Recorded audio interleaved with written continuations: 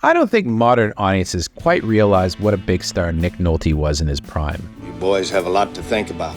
The older, more grizzled guy that we know now from all the mugshots and kind of being crazy isn't the one he was when he first started making movies in the 70s.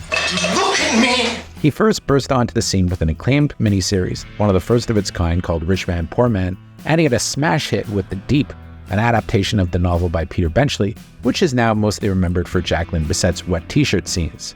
Other movies included The Great North Dallas 40, in which he played a kind of washed-up football star, and movies like that proved he was more than just the blonde pretty boy.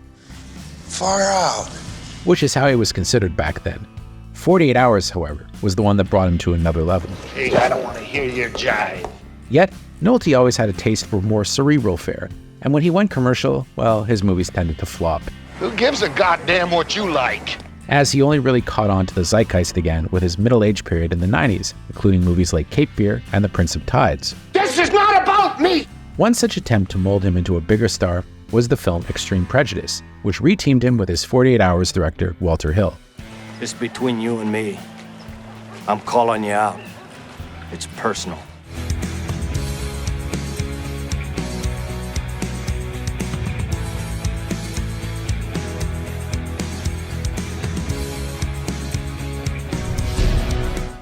Here we are, space age high tech, and we get caught by some Stone Age cowboy.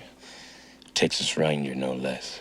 It's been called Walter Hill's homage to his mentor Sam Peckinpah, and sure enough, it has lots of slow motion action and does feel like a kinda-sorta remake of The Wild Bunch. Funny, ain't it? How it comes around. Nolte stars in a rare, straightforward good guy role as a Gary Cooperish style Texas Ranger. Yeah, big son of a bitch, ain't he?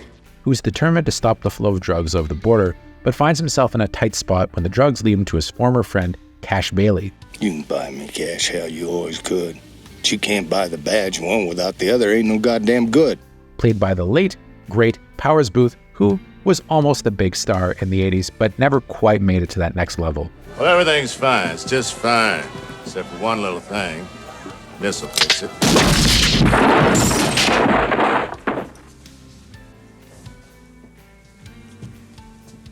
I liked him, too.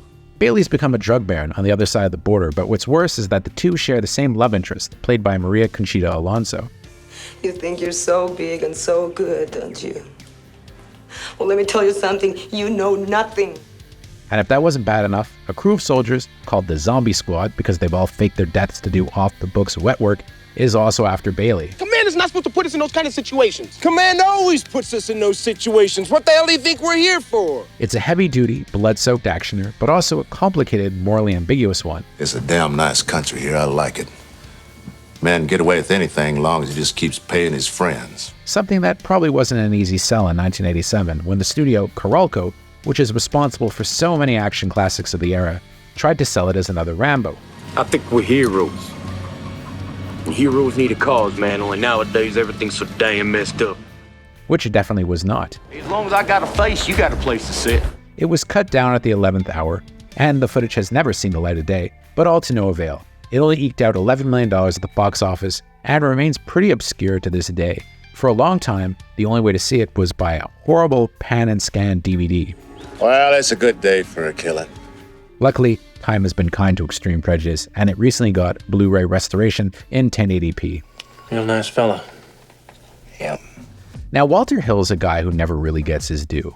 While he's had a couple of stinkers, he doesn't get enough credit for his top-flight filmography, which includes classics like The Warriors, The Driver, 48 Hours, Streets of Fire, time-directing Deadwood, as well as his contributions to Alien, which he co-wrote, produced, and it was his decision to make Ripley a woman. Too many of his movies are unacknowledged gems, like Johnny Handsome, starring a young Mickey Rourke, Southern Comfort, which Powers Booth was also in, The Long Riders, which is a Western that has an amazing cast of mostly brothers, including the Carradine brothers, the Quaid brothers, the Keach brothers, kinda neat, and of course Extreme Prejudice. This actually could have been a hit, as Nolte was on a career high at the time, arguably, and 80s era audiences loved gory R-rated extreme action. Maybe it was the political subtext. Remember, this was the Just Say No era, and this is definitely a Just Say No movie about drugs. Quit selling dope, Cash. You don't understand. They want it, Jack. They like the stuff. And there was also the fact that the hero and the villain had such a complicated relationship. gonna take on all the movies by yourself there, sir? Hell, I'm gonna walk in there. We used to be old friends.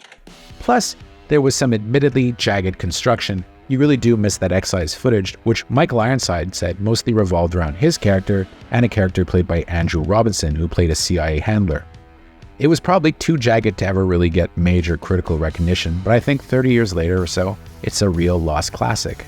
There's a ton to love about this movie, with Nolte the closest he ever came to playing an old-school Hollywood hero in this rare action lead. I'm just gonna go in and have a beer with him.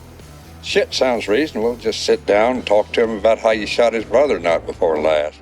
But the show is all but stolen by the supporting cast. Powers Booth is especially slick as the white-suited baddie Cash, who's got a death wish and half hopes his old buddy will come along and put him out of its misery, making the case for being the king in hell. It ain't so hot. Crazy. Gone crazy, Cash. The Zombie Squad guys are also really cool. Michael Ironside as their ice-cold leader, seemingly doing a dry run for Richter in Total Recall, which would come along from the same studio 3 years later. There are no heroes, Larry. You and me were just numbers on a bureaucratic desk. William Forsythe and Clancy Brown are my favorites of the gang, with Forsythe initially coming off as a maniac, Dip me in shit and roll me in sugar, man. How you doing, you uncouth asshole? only to gradually reveal a more heroic side. So I support my country, man. That's what I got. I got my country and I got my buddies, and that's it. While Clancy Brown is the second-in-command non-con who knows his CO is up to no good, but really can't do much about it. We're robbing the bank to cover what we're going to get out of the safety deposit boxes. This is a case of national security. Right. Until the end, of course.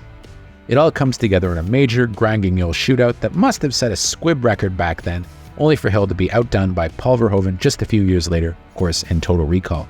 It was so violent that it almost got an X rating, and you could kind of see it, some of the weird close-ups and slow-motion shots, that they had to kind of mess with the negative a little. Nevertheless, it is a damn cool movie. So luckily, Extreme Prejudice has been re-released on Blu-ray and looks pretty good. And I'm glad that time has been kind to this one, because it really is the kind of movie they just don't make anymore. Sure, guys like Taylor Sheridan, Peter Berg, and David Ayer are giving it a go, but none of them really have the kind of latitude that Walter Hill did back in the days to really go totally balls to the wall. I sure wish that studios like Carolco were still around that were making these kind of gory, high-level R-rated films, but alas, what can you do? Extreme Prejudice, as it is, of course, is not a perfect film, but boy, is it ever a damn slick one. See you around.